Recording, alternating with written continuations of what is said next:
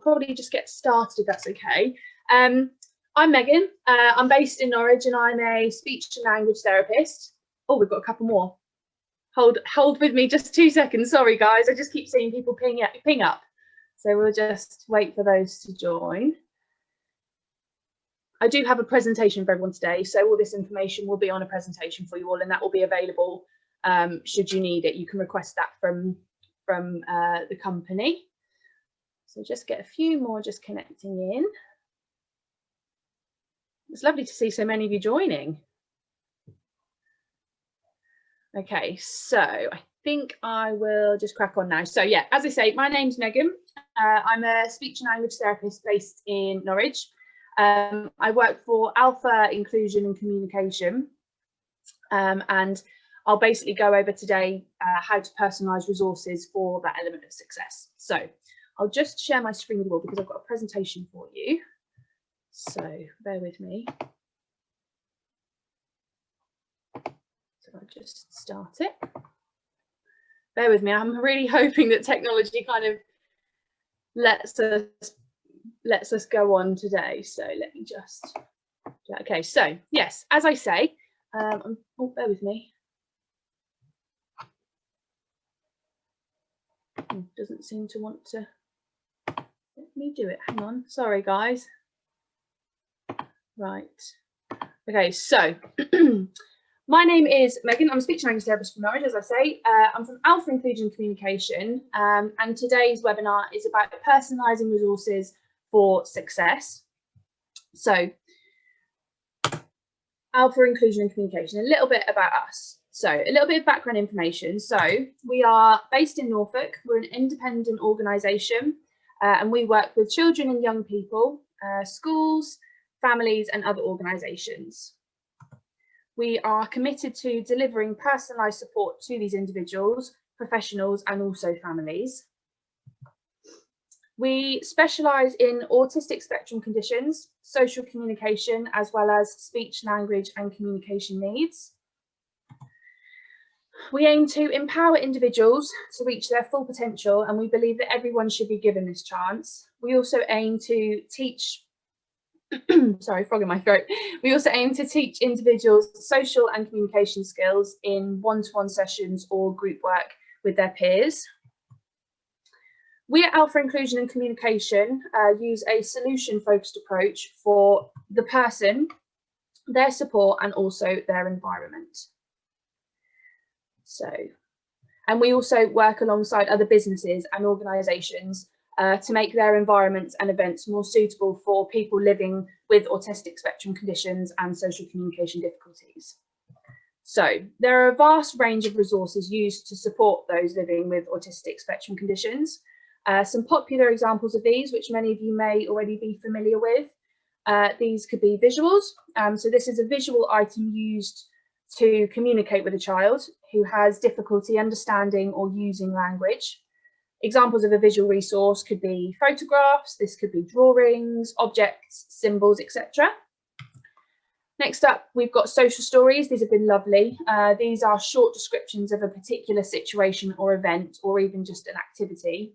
Social stories include specific information about what to expect in that situation and why. And I'm sure many of you sort of may have accessed these at the start of this pandemic to help those. So choice boards, I've used these quite a few times. This is a resource that incorporates a selection of visuals which are presented to an individual. So these enable them to communicate what activity, item or task they would like to choose. Next up, we've got emotion cards or emotion boards. This is a tool that's used with ASC to aid expression of feelings when an individual may not be able to find the words to explain them, for example. And then just another example of a resource is scheduling. Many of you will know routine is a very powerful force in helping those with autistic spectrum conditions by reinforcing that feeling of well-being and stability. So taking these examples into consideration, today I would like to share with you a particular resource technique that combines the use of two of these resources. So that's visuals and scheduling. So together we'll have some visual scheduling. Some of you may know this as visual sequencing, and it's a systematic technique which is used to enhance learning and communication for individuals. So today we'll be going over what are visual schedules with a little overview of what they are and who they can be used with.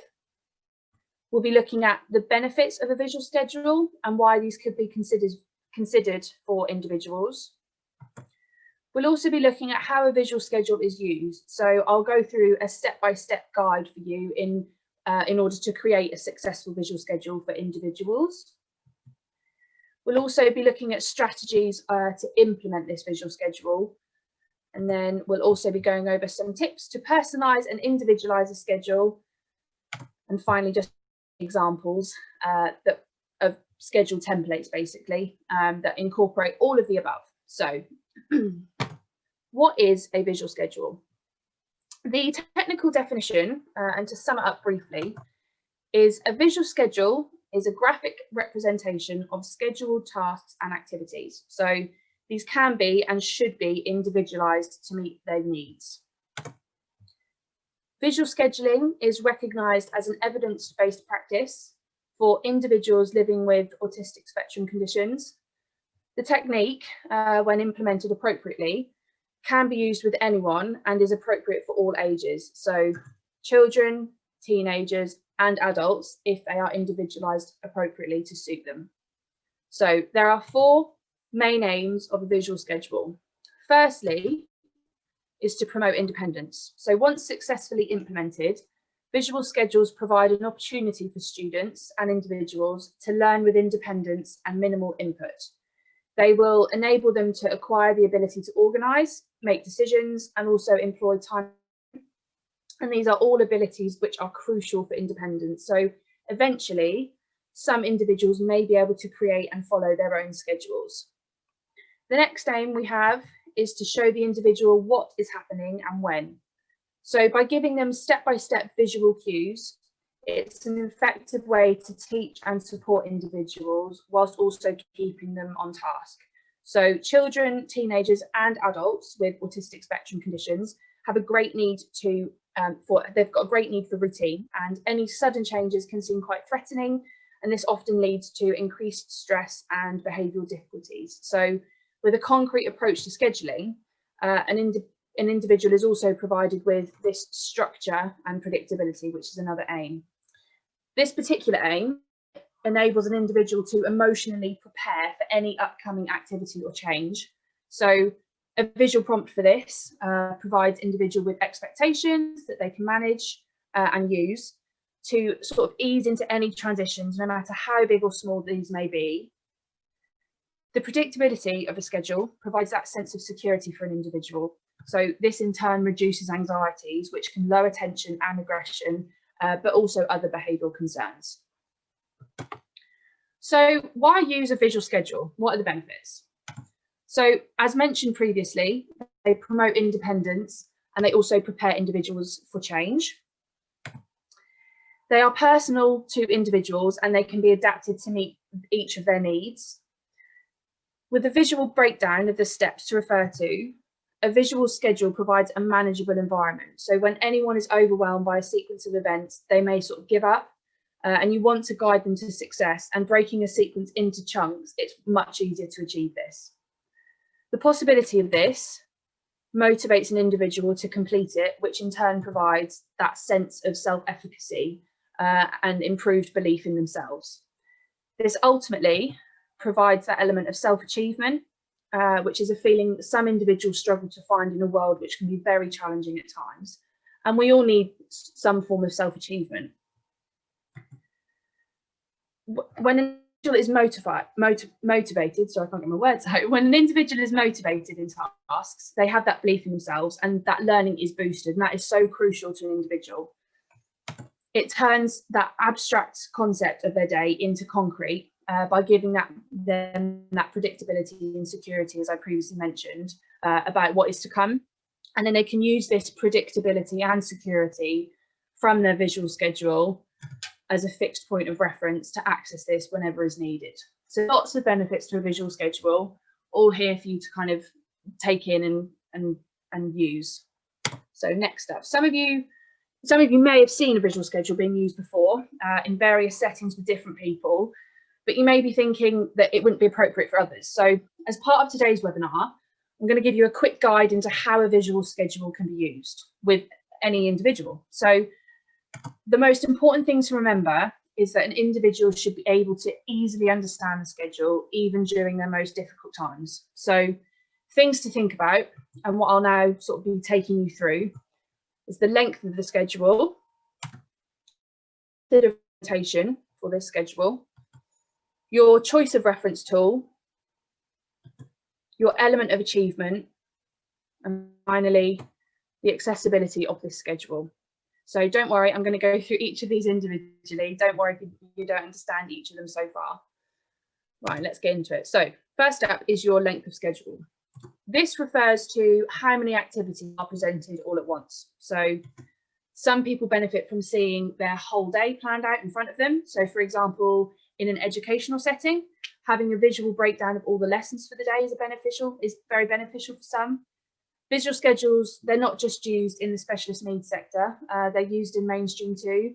So for example, when students in high school are given a printed timetable for their planners or jotters, this is actually an example of a visual schedule. I use it in my own diary.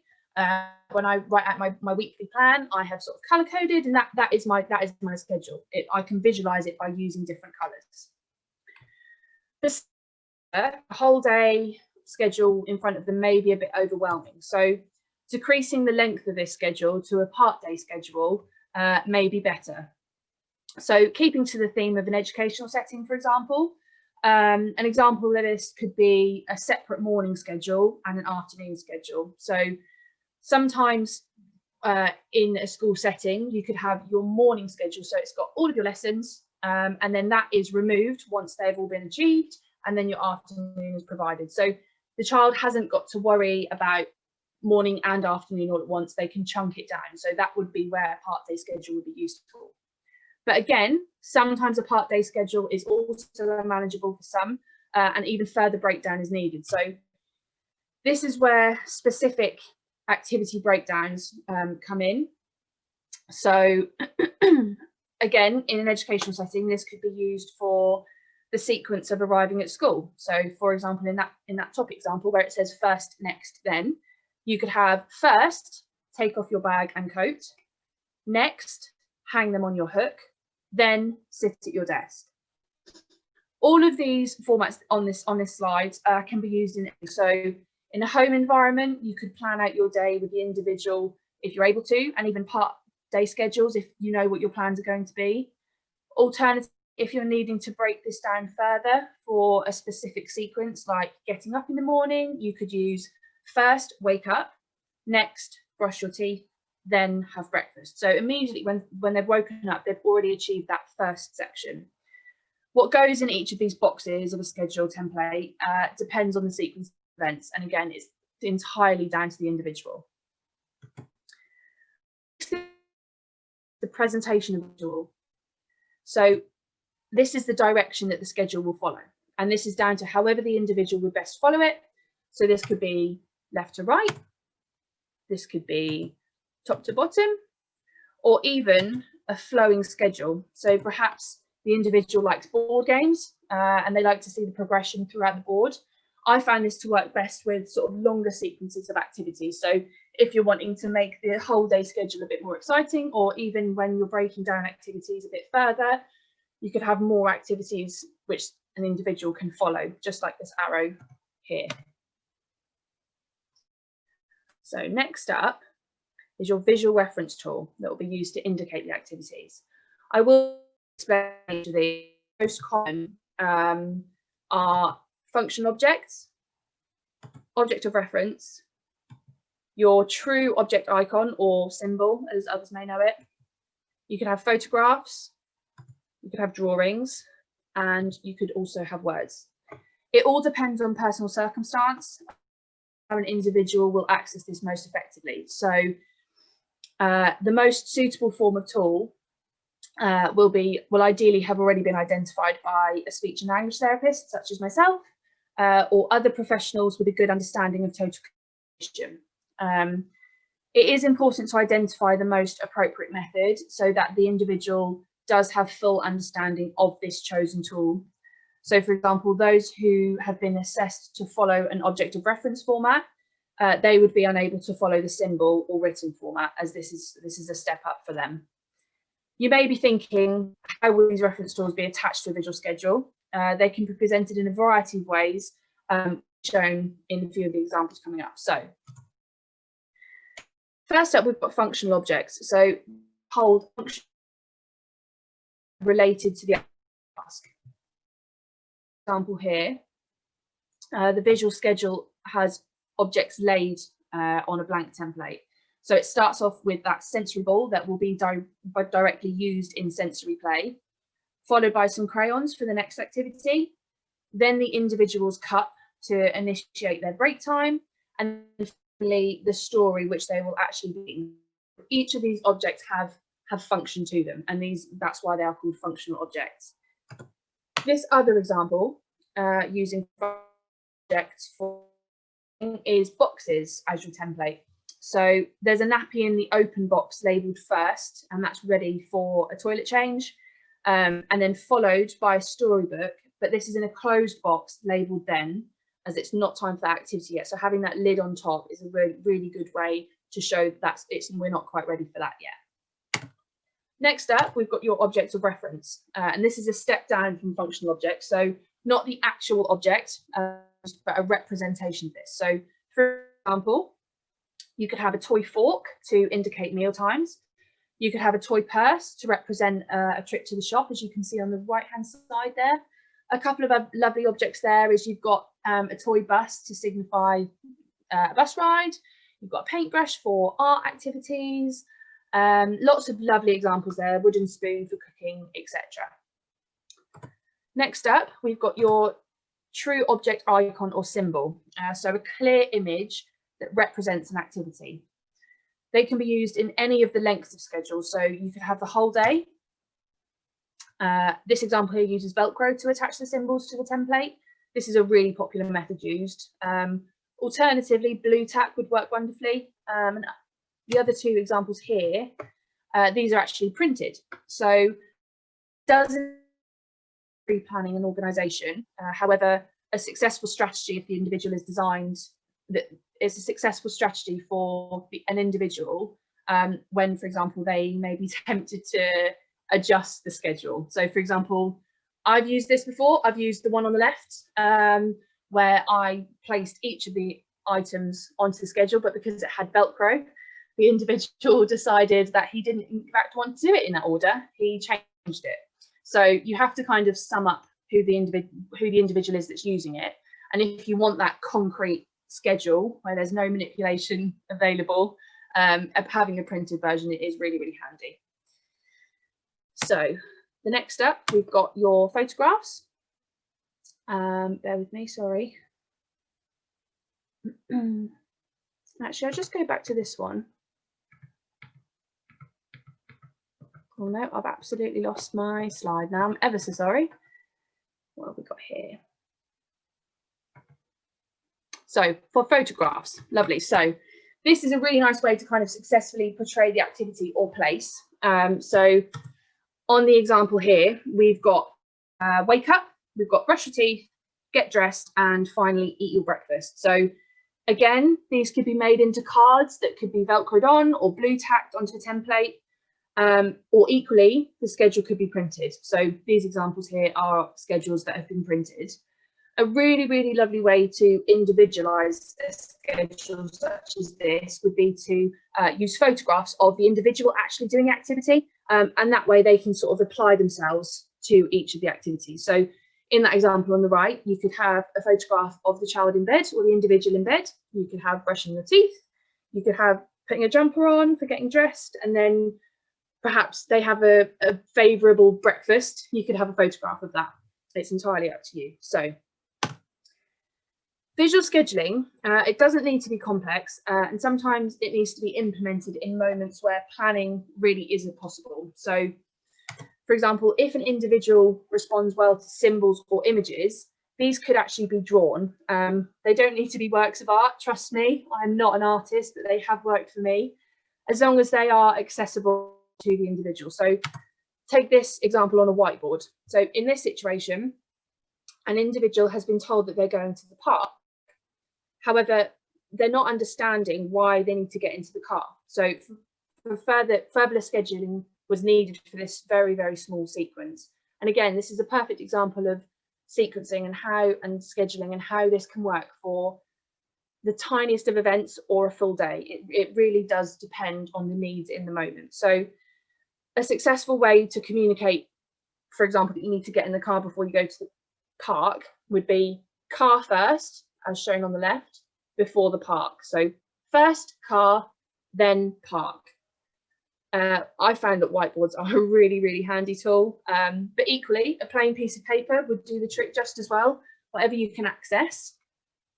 And then again, simplicity really is at its finest. So if an individual can read words and they respond well to written communication, words really will be sufficient enough for scheduling. It really doesn't need to be complex or have beautiful drawings, etc., etc. So this example on the right is actually a schedule for a teenager. He is in high school, mainstream high school, and this is a full representation of his week. However, what is offered to him each day is the time for, say, the Monday. That would be given separately. Then the next day he'd be given Tuesday, then Wednesday, Thursday, Friday, etc. So this particular individual is able to respond to a written reference tool, and this works for him. The colours, they work lovely because he's able to coordinate them all. But it's just an example to show you that they can be the simplest of simple, but they equally can work for older individuals. And even, as I said, for myself, I use visual scheduling. I colour coordinate my diary. It's entirely what you think would work. So now that we've outlined what your schedule may look like, the next important stage that you need to consider is this element of achievement, and how the schedule how the individual will get that sense of achievement for completing each activity or task. So some children benefit from the removal of an item so that they can focus on what is next, whereas others may respond best to seeing their achievement presented before them. So depending on how the reference tools are placed or attached to the schedule, methods to enable this element of achievement differ. So here are some examples. This one here, we've got a lovely example of how you could move it. So from one box to the next. So as shown in these two examples, this can be from box to box or from one coloured section to another coloured section. Activities or tasks can be crossed off using a sticker, such as this could be a tick as shown in the picture. This could also be a cross, this could be a smiley face, this could be a thumbs up, and so on. Whatever you think they'll respond to best. This can be stuck on with Velcro or blue tack, or just simply have a tick drawn beside the activity. Next up, we've got a popular method, which is using boxes, which is also known as posting. The activity or task can be posted into a box upon completion. This removes the stimuli of that activity, and an individual can then focus on what is next and what is left on their schedule. So in the example there on the left, the activities are stuck onto the lid of a box. On completion, it's then placed in the box. So similarly with the yellow one on the right, it uses a top to bottom layout, and the completed activity can be peeled off from the Velcro and placed in the little finished basket at the bottom. So as mentioned before, visual scheduling really does not need to be complex. It can simply be achieved with a pen and paper. This applies too when aiming for achievement, so a pen really is all that's needed. So allowing either the individual to do it themselves or by them, drawing a line through this activity or task is an effective way to show completion. Finally is applying what I like to call move the counter. This involves an object of choice progressing along the schedule if on a journey. So I've had children use minifigures, a Lego piece. We've also had a ball of Play-Doh used, and each time that they move along their schedule, they move it. So again, this would probably best apply to a whole day schedule. However, as with each of these achievement methods, it can be adapted to individual schedules. So finally is applying what, oh no, sorry, finally we need to think about the accessibility of the schedule. So where's the individual going to be able to access this schedule? It needs to be placed where an individual can physically access it. If not, it really will be of no benefit to them. So you need to think about whether this will be in a fixed location for consistency and reliable access. So for example, at the front of a room or on their desk, or will it be portable for the ease of access in a variety of settings and places? So you may have several copies and then you can take it with you as and when. Or will it be both? You know, you may find that the adult, you may find that you might have one in a fixed location. You might also have one that is portable. It really is trial and error. You just have to really see what's going to work best. So the other thing you need to think about is who's going to build the visual schedule for each day and who's going to make any changes. So will this be the individual or will this be their supporting adult? Or will it be both? So you might find that the adult will build the schedule. So the supporting adult will build the schedule for the day, and that will be their concrete concept for the day or for their sequence. So the individual will be able to make the changes. So for example, that element of achievement, they'll be able to do that themselves throughout the day, but it's the adult or supporting other that will actually create that concrete concept. Eventually, an individual may be able to create and follow their own schedules and be self-sufficient. So I mentioned that at the very start. But yeah, it's a lovely way to kind of have that sense of independence whilst also having that support. So now we need to think about how we're going to implement the visual schedule. So to the individual. So here is my own little visual schedule for us to use this. So first of all, I'll lay out all the tasks that I'll be completing. So the first one we have is to introduce, where you'll need to explain the visual schedule to the individual and what it is. So let's say we've done that. We'll have our element of achievement. I've chosen a tick. Now we can move on to this modelling stage. This will be sort of where you'll need to demonstrate to the individual how, when, and why they'll use this. So you could model doing the activity to the individual, followed by completing the activity, and then followed by the achieving, so that element of achievement stage. And then you'll need to show that individual by modelling, referring back to the schedule to identify what is the next task and what you'll need to do. So this might need a bit of prolonged work to ensure full understanding of the schedule, but this really is a key part to building up to the successful use. Think of it sort of like clockwork. One cog can't work without the other. So you need to make sure that the modelling stage is done. So once we've completed this, give ourselves another tick. We'll move on to our next stage. So this is the step back and allow independence. Now, stepping back doesn't mean removing yourself entirely. Individuals are very likely to hover between the previous stage of modelling and this stage. So you will need to ensure that their needs are met in this learning process. Over time, this will develop and individuals will need less and less modelling. So let's finish that one. And then moving on is onto our final stage, and this is the ongoing support and prompting. So sometimes individuals may be uncertain about what they're doing and may ask some questions that their visual schedule can actually answer for them. So in these moments, it's really important to empower that independence and prompt and redirect the individual to use their visual schedule. So again, the individual is very likely to hover between stages. But if you follow all of these steps, you will have successfully and independently implemented this particular visual schedule that I've given you today. So as I say, it's all about supporting the individual for that independence. For me, personalising is probably the most important tip to engage an individual. So understanding of the individual is vital. And as mentioned before, individualising and personalising of any approach is key to their success. So examples of this personalisation are interests and hobbies. So this could be football, this could be art, This could perhaps be video games, so such as Minecraft or Mario Kart. This could be swimming, animals, anything, etc, etc, etc. Next up, we've got favourite colours. So if the child in mind for a visual schedule, say, is all about pink, their schedule could be different shades of pink.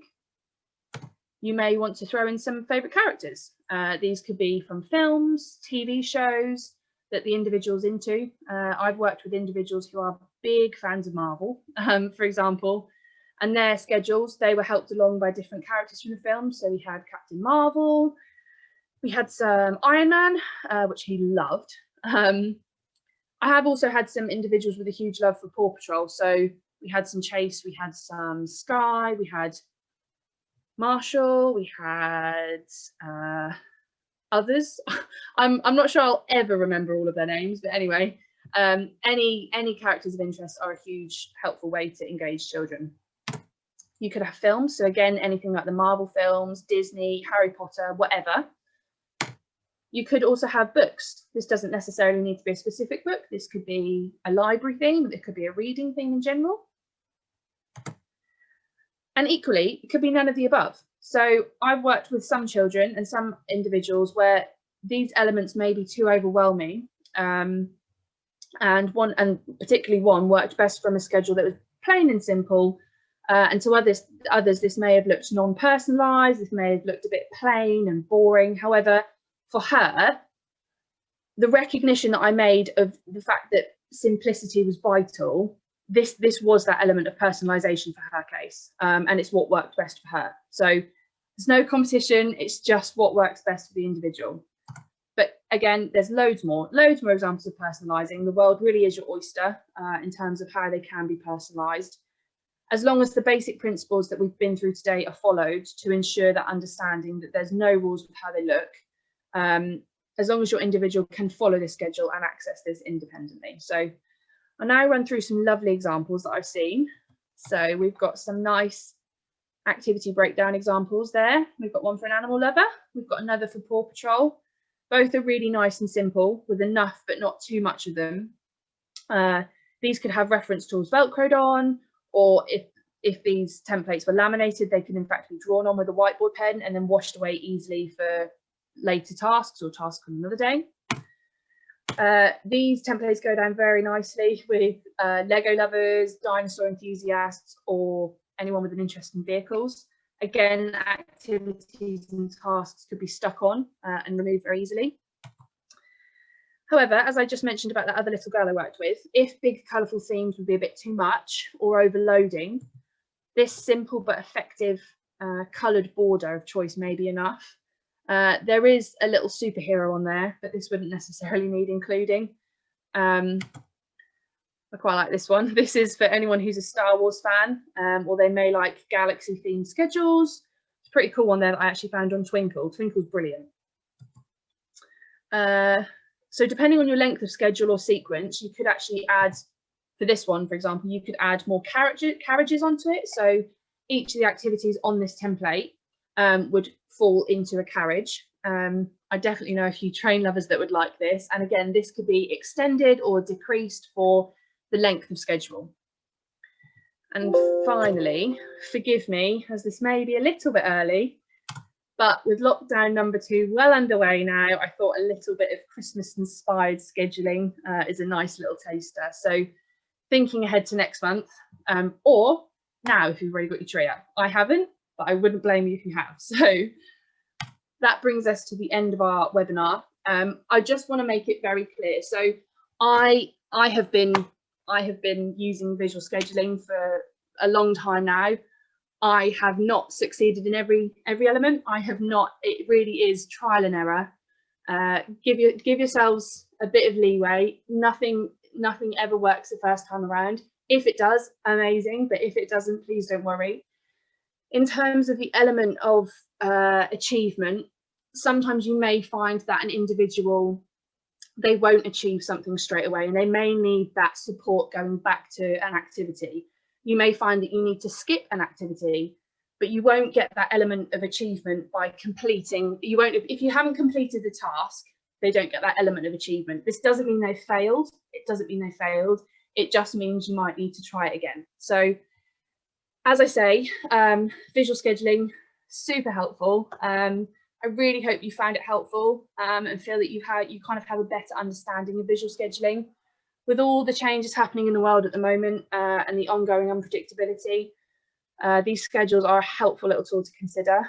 I've just popped on here the details for our organisation. If you've got any queries regarding this particular presentation, please don't hesitate to get in contact. My specific email is there. Allow me a little bit of time to respond, as this is sort of an incredibly busy time at the moment, but I will get back to you as soon as I'm able to. Or alternatively, general inquiries about us or our service, our website and our social medias there, and also email to get in contact with you is available. So I'll just bear with me, I'll just pop my face up again.